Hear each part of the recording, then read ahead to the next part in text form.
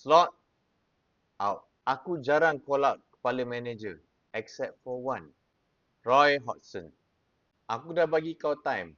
Even masa kau kalah dengan Crystal Palace, aku bagi kau the benefit of the doubt. Pasal Crystal Palace, Oliver Glasner, technically dorang adalah tim yang bagus dan dorang ni semua kuat-kuat. Even masa kau kalah dengan Galatasaray, ada orang cakap yang kita tak take that game seriously. Champions League masih awal. Walaupun untuk aku, that day selection team kau is very questionable. Even masa kita lawan Chelsea, aku still back kau. Walaupun kau make that stupid substitution that cost us a goal. Dah lah kita lawan a very weak Chelsea team time tu.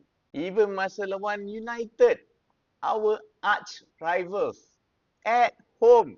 Walaupun aku ingat kau boleh exploit cara obvious Ruben Amorim tu, formation dia 3-4-2-1 tu, kau kalah juga dengan dia. Tapi aku bagi kau masa lagi. Baru 8 game. Dan aku dah start question kau masa kau kalah 3-2. Menentang lawan Brentford dengan a set piece coach. Dan aku question integrity kau masa kau main suicide squad at home menentang a very strong Crystal Palace team. Ini selepas kau dah kalah 2 kali dengan diorang. And you know what? Aku bagi kau kredit lagi. Menentang dengan a very open team, kau successfully can defeat them.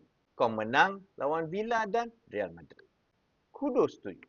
Dan of course, siapa boleh lupa masa kita menentang lawan City. Kita kena belasah 3-0 di Etihad.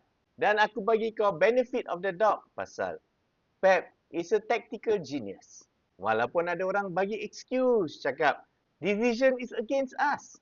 Tak apa, aku bagi kau benefit of the doubt. Aku back kau lagi. Dan akhirnya, game semalam menentang Nottingham Forest. Tim yang baru dikendalikan oleh a defensive-minded manager, Sean Dyche, yang baru 8 games in charge. Kau kena outclass.